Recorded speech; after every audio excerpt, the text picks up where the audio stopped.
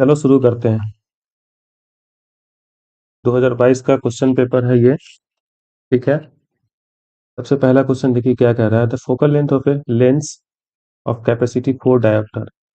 4 dioptre इसका capacity दिया हुआ है। हमसे कह रहा है कि फोकल लेंथ क्या होगा। तो फोकल लेंथ क्या होता है 1/p। एक डायोप्टर बराबर होता है 1 मीटर इनवर्स। ठीक है। तो 1/p, p का मान कितना है 4 डायोप्टर, तो 4 मीटर इनवर्स। मीटर इनवर्स ऊपर जाएगा तो मीटर हो गया ये। 1/4 को क्या लिख सकते हैं 0.25 मीटर। ऑप्शन क्या हो जाएगा, ऑप्शन ए। दूसरा क्वेश्चन देखिए क्या कह रहा है। दूसरा question, which of the following is correct for dispersive power. Dispersive power का ये फार्मूला होता है mu v minus mu r बट्टे में म्यू वाई माइनस में 1। तो ऑप्शन क्या हो जाएगा, option A. Next question. Next question देखिए, the focal length of a glass lens. Glass lens का जो है फोकल लेंथ एफ ए है। ठीक है। और उसका रिफ्रैक्टिव इंडेक्स 3/2 है एयर के लिए। और वाटर के लिए फोकल लेंथ कितना है एफ डब्ल्यू। और इसका रिफ्रैक्टिव इंडेक्स 4/3 है। तो हमसे कह रहा है कि if the focal length of a glass lens mu बराबर 3/2 in air is fa and in water fa is, then मतलब एफ डब्ल्यू और एफ ए में क्या रिलेशन होगा। तो लेंस मेकर फार्मूला से देखिए, लेंस मेकर फार्मूला क्या होता है। लेंस मेकर फार्मूला होता है 1/f is equal to mu minus में 1 इंटू में 1/r1 माइनस में 1/r2। म्यू की जगह पे म्यू 2 बट्टे में म्यू 1। सेकेंड मीडियम कौन सा हो जाएगा लेंस का, बट्टे में म्यू एल।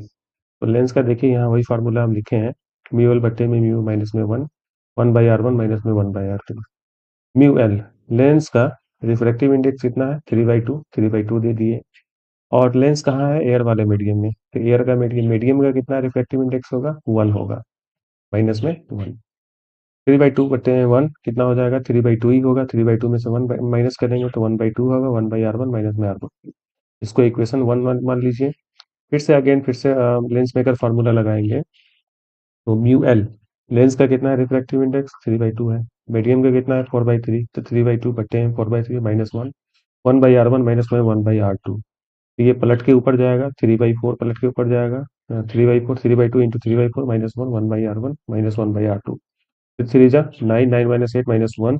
ये कितना हो जाएगा 1/8, 1/r1 इंटू 1/r1 माइनस में 1/r2। Divide first by second, first को सेकेंड से डिवाइड कर दीजिए। 1/f है बराबर बट्टे में 1/f डब्ल्यू बराबर 1/2, 1/r1 माइनस 1/r2 और 1/8। ये हो जाएगा 1/r1 माइनस 1/2। ये कट जाएगा एक दूसरे से और ये पलट के ऊपर जाएगा 1/8, 8 बट्टे में 1, 2 से ये 8 4 बार में कट जाएगा। तो कितना हो गया एफ डब्ल्यू बराबर 4fa। तो ऑप्शन क्या हो जाएगा, एफ डब्ल्यू बराबर 4fa, ऑप्शन डी। ठीक है। चौथा क्वेश्चन देखिए क्या कह रहा है। चौथा क्वेश्चन कह रहा है कि इंटेंसिटी में और वेवलेंथ में कैसा रिलेशन होता है। तो इंटेंसिटी डायरेक्टली प्रोपोर्शनल होता है वेवलेंथ के, इन्वर्सली प्रोपोर्शनल होता है वेवलेंथ के पावर 4 के। ठीक है। ये ऑप्शन कौन सा हो जाएगा, डी। इंटेंसिटी होता है वेवलेंथ का पावर 4 के इन्वर्सली प्रोपोर्शनल। नेक्स्ट क्वेश्चन देखते हैं। क्वेश्चन नंबर 5 में कह रहा है चार्ज ऑफ इलेक्ट्रॉन। इलेक्ट्रॉन का चार्ज 1.6 गुने 602 गुने 10 की पावर माइनस 19। ऑप्शन डी हो जाएगा इसका, 1.602 गुने 10 की पावर माइनस 19।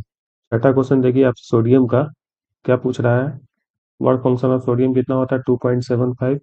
2.75 हो जाएगा वर्क फंक्शन। आपसे अगर गोल्ड का पूछता है तो 5.1, निकेल का, कार्बन का, सिलिकॉन का, कॉपर का, सिल्वर का, इस तरह से यहाँ लिख दिए। ठीक है। और क्वेश्चन नंबर 7 में कह रहा है कि number of neutrons in nucleus.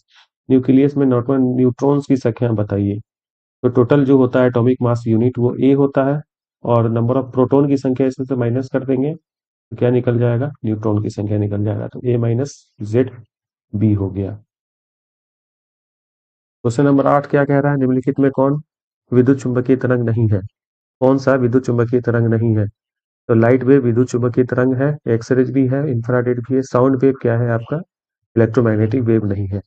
Diamond का, और नौवां क्वेश्चन कह रहा है डायमंड का क्रिटिकल एंगल कितना होता है। डायमंड का क्रिटिकल एंगल होता है 24.41, ये सबसे कम होता है। फोटोन की ऊर्जा ई बराबर एच न्यू होती है। ई बराबर एच न्यू। Question number 10। 11 देखते हैं। क्वेश्चन नंबर में 11 में कह रहा है आपसे कि मैग्नेटाइजिंग फील्ड एच बराबर बी नॉट पट्टे में म्यू नॉट होता है, यानी कि ऑप्शन ए हो जाएगा। विच of the following is correct for step of transformer. Step of transformer क्या होता है? सेकेंडरी वोल्टेज ज्यादा होता है स्टेप ऑफ में प्राइमरी वोल्टेज से। सेकेंडरी में ज्यादा वोल्टेज होता है प्राइमरी वोल्टेज वोल्टेज से, तो सेकेंडरी का वोल्टेज ज्यादा होगा प्राइमरी का वोल्टेज से, तो ऑप्शन बी हो जाएगा। क्वेश्चन नंबर 13 कह रहा है आपसे inductive reactance for direct current. देखिए, इंडक्टिव रिएक्टेंस का फॉर्मूला होता है एक्सएल बराबर ओमेगा एल। ओमेगा क्या है यहाँ पर? ओमेगा फ्रीक्वेंसी है। डीसी के लिए, डायरेक्ट करंट के लिए फ्रीक्वेंसी इसमें नहीं होता है। फ्रीक्वेंसी कितना होता है? जीरो। जीरो रख देंगे तो ये जीरो आ जाएगा। तो क्या है inductive reactance for direct current? कितना हो गया ये जीरो हो जाएगा। ठीक है। और 14 नंबर क्वेश्चन हमसे कह रहा है इलेक्ट्रोमैग्नेटिक मोमेंट। इलेक्ट्रोमैग्नेटिक मोमेंट या मैग्नेटिक डाइपोल मोमेंट इसको बोलते हैं। ये होता है एम बराबर एन आई ए। एम बराबर N I A, option A हो जाएगा ये। और एवरेज पावर का क्वेश्चन नंबर 15 में कह रहा है आपसे the expression for real average power. Average power क्या होता है? पी एवरेज बराबर E R M S cos phi होता है। E R M S cos phi, option D हो जाएगा। नेक्स्ट क्वेश्चन नंबर 16 देखिए, शक्ति गुणांक के बराबर होता है power factor equal to. Power factor देखिए, ये एक फिगर बनाया है, इधर क्या है? रेजिस्टेंस है, ऊपर क्या है? एक्सएल या एक्सी हो सकता है यहाँ पे। और ये बीच से क्या जाता है? इसका रिजल्टेंट, इसको इम्पेडेंस बोलते हैं, है ना। तो इसमें कॉस फाई क्या आधार बट्टे कर्ण होता है, तो कॉस फाई क्या हो जाएगा? आधार ये हो जाएगा, कर्ण ये हो जाएगा। तो आर बट्टे में जेड हो जाएगा, ऑप्शन ए। एलआर परिपथ में कलांतर होता है phase difference in LR circuit. Phase difference, यही फिर से अगेन यही फार्मूला, यही फिगर बनाया है, आर है इधर है। एलआर सर्किट में एक्सएल होगा ऊपर में, एलआर में बोल रहा है तो कॉस फाई। और यहाँ देखिए, टेन फाई अगर निकालते हैं परपेंडिकुलर बाई बेस, परपेंडिकुलर क्या होगा? ये वाला परपेंडिकुलर, ये एक्सएल है तो ये भी एक्सएल हो जाएगा। तो एक्सएल परपेंडिकुलर बाई बेस क्या है हमारा? आर है, तो आर हो गया। और एक्सएल बराबर, ये फाई इधर आने जगह टेन इनवर्स इधर आ जाएगा, इधर एक्सएल बट्टे में आर। एक्सएल बराबर होता है ओमेगा एल, तो एक्सएल की जगह ओमेगा एल रखेंगे तो ओमेगा एल बट्टे में आर हो जाएगा। तो टेन इनवर्स ओमेगा एल बट्टे में आर, ऑप्शन सी हो जाएगा इसका। ट्रांसफार्मर में परिणाम अनुपात होता है। ट्रांसफार्मर में परिणाम अनुपात होता है, मतलब आपसे पूछ रहा है ट्रांसफॉर्मेशन रेशियो पूछ रहा है आपसे। ट्रांसफॉर्मेशन रेशियो के से डिनोट करते हैं, या आउटपुट वोल्टेज बट्टे में इनपुट वोल्टेज, मतलब सेकेंडरी में आउटपुट और प्राइमरी में इनपुट। तो के बराबर क्या हो गया? वी एस बट्टे में VP, option A. 19 number question, RC का विमीय सूत्र है। आरसी देखिए, आर से रेजिस्टेंस है, सी से आपका कैपेसिटेंस है। कैपेसिटेंस का फॉर्मूला हम जानते हैं, सी बराबर क्यू बाई वी होता है, और वी बराबर आई इंटू आर होता है। तो सी की जगह पे क्यू बाई वी रख दिया हमने, और क्यू बराबर आई इंटू टी भी होता है, करंट इंटू में टाइम। तो क्यू बराबर आई इंटू टी, वी बराबर आई इंटू में आर। आर से आर मर जाएगा, आई से आई मर जाएगा, तो क्या बचेगा? टी। टी के लिए डायमेंशन टी यूज करते हैं, तो M0 L0 T1, M0 L0 T1, option D हो जाएगा। हमसे पूछ रहा है ऐसा यूनिट ऑफ पोल स्ट्रेंथ। देखिए, ये मैग्नेट है नॉर्थ साउथ, और इसका प्लस एम पोल स्ट्रेंथ, इसका माइनस एम, है ना, एम नॉट भी लिखते हैं इसको। और तो इसका मैग्नेटिक डाइपोल मोमेंट हम जानते हैं कि एम इंटू टूएल। जैसे इलेक्ट्रिक डाइपोल मोमेंट क्या होता है? पी बराबर क्यू इंटू में टूएल, उसी तरह से magnetic dipole moment M into two L होता है। एम क्या है? Pole strength, small M. और एक और फार्मूला होता है मैग्नेटिक डाइपोल मोमेंट का, एन आई ए। तो एन आई ए बराबर M12 लिख सकते हैं, M12 बराबर एन आई ए। तो एम बराबर क्या हो जाएगा? एन आई ए बट्टे में 12। एन का कोई डायमेंशन, एन का कोई यूनिट नहीं होगा, करंट का यूनिट एम्पियर होगा। ये एरिया है, एरिया का मीटर स्क्वायर। और टू का कोई यूनिट नहीं, एल का क्या होगा? मीटर से इसका स्क्वायर कट जाएगा तो एम्पियर मीटर। ठीक है, पोल स्ट्रेंथ का यूनिट क्या आ गया? Ampere metre, option C. अब देखिए, ये कह रहा है कि किसी बार मैग्नेट को जब हम मैग्नेटिक फील्ड में रख देते हैं, तो उसको रोटेट करने के लिए, उसको ऑसिलेट करने के लिए कितना वर्क डन लगता है? Work done in the deflection of a magnet in uniform magnetic field. ये होता है आपका फॉर्मूला W बराबर MB1 माइनस कॉस थीटा, यहाँ बनाया है। जैसे इलेक्ट्रिक फील्ड में कोई इलेक्ट्रिक डाइपोल मोमेंट होता था ना, तो उसके लिए कितना वर्क लगता था, PE 1 - cos थीटा। उसी तरह से जब मैग्नेटिक फील्ड में रखेंगे किसी मैग्नेट को, बार मैग्नेट को, इतना वर्क करना पड़ेगा, MB 1 - cos theta. Option C हो जाएगा ये। नेक्स्ट क्वेश्चन देखते हैं 22 में हमसे क्या करा है, magnifying power of simple microscope. Simple microscope का मैग्नीफाइंग पावर M बराबर 1 + D/F होता है। M बराबर 1 + D/F होता है। 23 नंबर क्वेश्चन देखिए, कह रहा है कि power of to lenses in contact. जब दो लेंस को कांटेक्ट में रखते हैं, इसका पावर P1, एक का पावर P2, तो इक्विवेलेंट पावर क्या आता है, दोनों को जोड़ करके P1 + P2। तो ऑप्शन ए हो जाएगा, P1 + P2। 24 नंबर क्वेश्चन देखिए क्या कर रहा है, μg बराबर दिया है 3/2, μw बराबर दिया हुआ है 4/3। हमसे पूछ रहा है कि μg w कितना होगा। तो μg w देखिए, μg बटे μw होगा 3/2 बटे में ये 4/3। ये पलट के ऊपर जाएगा, गुना होगा तो ये कितना हो जाएगा, 3/4, 9/8 हो गया ये। 9/8 ऑप्शन है, ऑप्शन सी सही होगा। अब देखिए क्वेश्चन नंबर 25 क्या कह रहा है, कांच के लिए क्रांतिक कोण होता है क्रिटिकल एंगल और ग्लास ये 42 डिग्री होता है, 42 डिग्री के आसपास होता है। 26 नंबर क्वेश्चन देखिए क्या कह रहा है, नेचर ऑफ इलेक्ट्रोमैग्नेटिक वेव कैसा होता है, ये ट्रांसवर्स होता है। Nature of electromagnetic wave transverse होता है। 26 26 हो गया। 27 नंबर क्वेश्चन देखिए, 27 नंबर क्वेश्चन में प्रिज्म का रिफ्रैक्टिव इंडेक्स का फार्मूला ये दिया हुआ है। तो प्रिज्म का रिफ्रैक्टिव इंडेक्स जो होता है, ये फार्मूला होता है sin A + डेल्टा है बटे में 2 बटे में sin A/2। ठीक है, तो क्या हो जाएगा, ऑप्शन सी हो जाएगा, 8 + डेल्टा है बटे में 2 A/2। क्वेश्चन नंबर 28 देखते हैं क्या कह रहा है। Question number, optical path optical path बराबर होता है रिफ्रैक्टिव इंडेक्स और लेंथ ऑफ पाथ, गुने में लेंथ ऑफ पाथ। ये ऑप्शन ए हो जाएगा। 29 नंबर क्वेश्चन में क्या कह रहा है, which of the following is correct for short magnet. देखो मैग्नेट की वजह से जो एक्सिस पर, मैग्नेट के एक्सिस पर जो मैग्नेटिक फील्ड होता है, और इसके इक्वेटोरियल पर जो मैग्नेटिक फील्ड होता है, एक्सिस वाला इक्वेटोरियल वाले के 2 गुना होता है। तो बी एक्सियल बराबर 2 गुने बी इक्वेटोरियल, बी एक्सियल बराबर 2 गुने बी इक्वेटोरियल, ऑप्शन बी हो जाएगा। Expression for the time period of a magnet oscillating in uniform magnetic field. Uniform magnetic field में अगर कोई बार मैग्नेट ऑसिलेट कर रहा है, तो उसका टाइम पीरियड होता है T बराबर 2πI बटे में MBH। BH क्या है, horizontal component of magnetic field, earth magnetic field. ठीक है, नेक्स्ट क्वेश्चन इसी से मिलता जुलता है, which of the following relation is correct for earth magnetic field BH, earth magnetic field BH and frequency of magnetic needle. Frequency of magnetic needle, frequency देखिए, time period पिछला जो दिया हुआ था, पिछला क्वेश्चन T बराबर 2πI बटे में MBH।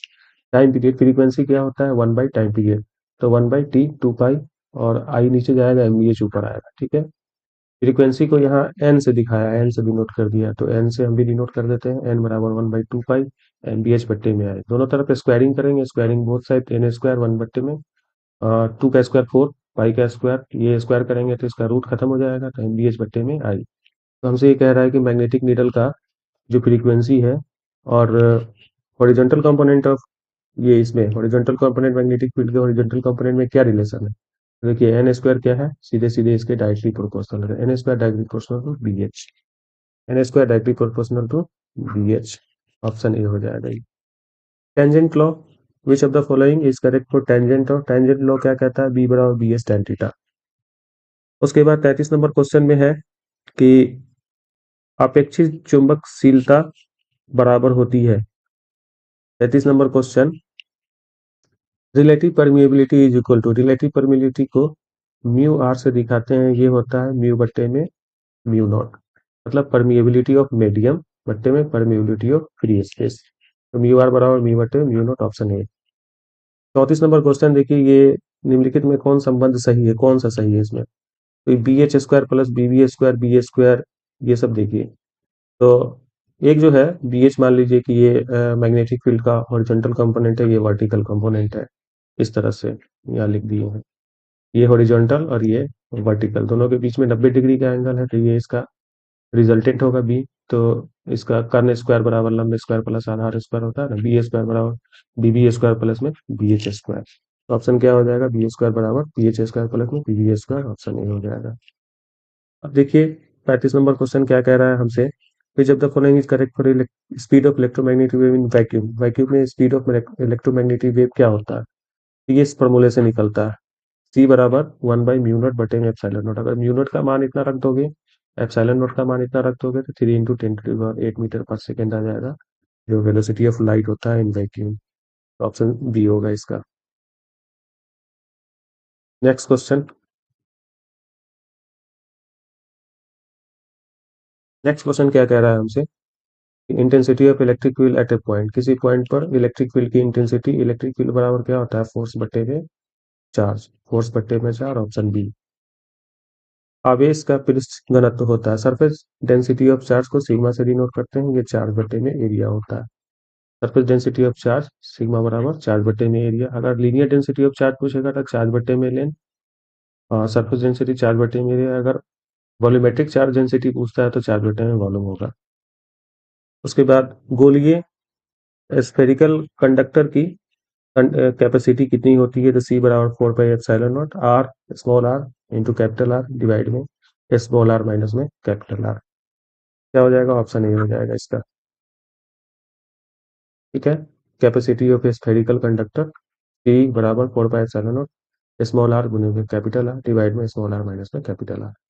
1 म्यू 2, 1 म्यू 2 ये किसके बराबर है, तो ये म्यू 2 बटे में म्यू 1 के बराबर होगा, option A.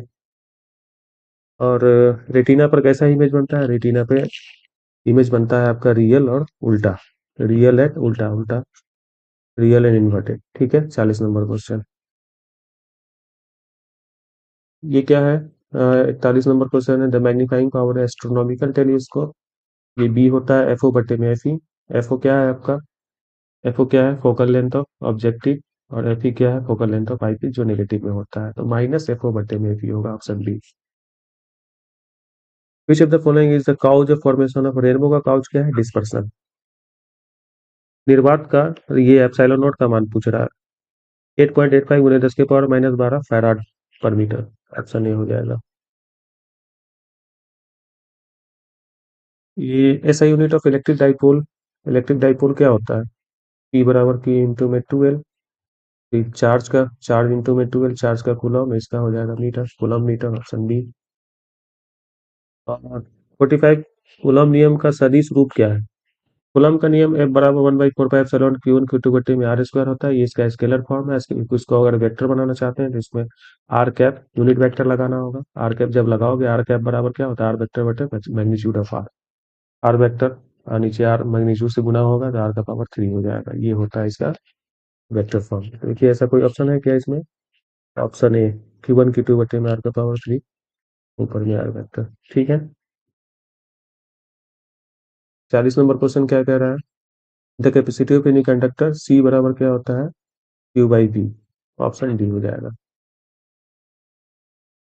Energy of a charge conductor, charge conductor की एनर्जी हाफ CV² होती है। If n capacitors of equal capacity C1 are connected in parallel, n capacitor मतलब C1 C1 C1 करके n टाइम्स कनेक्टेड है, किसमें, parallel में है। Parallel में जब इसका इक्विवेलेंट निकालेंगे क्या होगा, सबको जोड़ना पड़ता है, C1 C2 C3 करके Cn तक, और सबका कैपेसिटेंस कितना है, C1 C1 है, तो C1 C1 C1 C1 करके n टाइम्स चला जाएगा। ये सबको जोड़ेंगे तो n इंटू C1 के बराबर होगा, n into C1।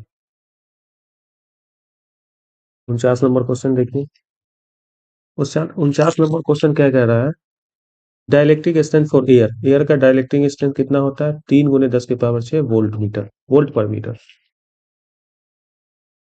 Which of the following relation is correct for mass energy, mass and energy. Mass energy Einstein ने दिया था, E बराबर mc²।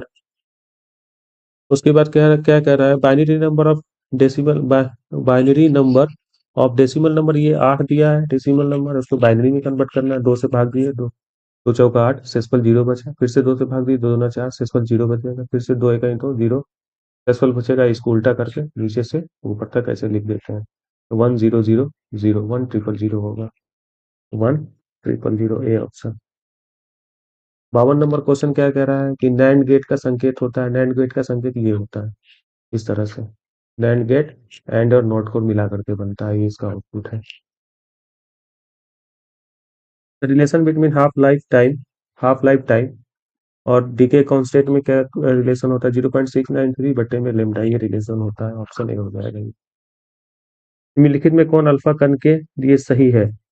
अल्फा पार्टिकल देखिए दो प्रोटॉन और दो न्यूट्रॉन से बना होता है, और ये क्या होता है, हीलियम का न्यूक्लियस होता है, हीलियम का न्यूक्लियस, ऑप्शन सी हो जाएगा।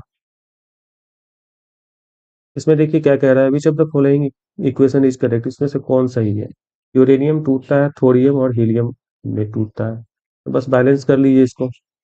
हाँ देखिए, 238 है, 92 है, 234, 438, 90, 292, ऑप्शन बी हो जाएगा। अब ये कह रहा है आपसे 56 नंबर की बायोसपार्ट लॉ का वेक्टर फॉर्म, म्यू नॉट बटे में 4 पाई आइडियल साइन थीटा बटे में आर स्क्वायर, ये क्या है, आपका स्केलर फॉर्म है। इसमें क्या करेंगे, अगर इसको वेक्टर फॉर्म बनाना है तो आर यूनिट वेक्टर लगा देंगे, डीएल क्रॉस आर लिख सकते हैं, डीएल क्रॉस आर लिख सकते हैं इसको, डीएल साइन थीटा को ये लगाने के बाद, तो आइडियल डीएल क्रॉस आर बटे में आर स्क्वायर होगा, ये यूनिट बटे में 4 पाई आइडियल आर, ये आर वेक्टर है, आर यूनिट वेक्टर है ये, ठीक है, तो ऑप्शन ए हो जाएगा। 57 number question, 57 number question, the value of be on the surface of earth, ये मैग्नेटिक फील्ड सरफेस, अर्थ के सरफेस पे 10⁻⁵ टेस्ला होता है। इलेक्ट्रोमैग्नेटिक मोमेंट या मैग्नेटिक डाइपोल मोमेंट एम बराबर एन आई ए होता है, सी हो जाएगा इसका। न्यूक्लियर कौन गैल्वेनोमीटर नियतांक होता है सी बटे में N A B. Question number 60 देखिए क्या कह रहा है, आदर्श ammeter resistance of ideal ammeter, ammeter current को मापता है, इसका आइडियल, इसको आइडियल अगर होगा तो इसका रेजिस्टेंस क्या होगा, जीरो हो जाएगा। ऐसा unit of magnetic flux weber होता है। 62 नंबर, लेंज लॉ किसके ऊपर बेस्ड होता है, एनर्जी पे, law of energy of conservation पे।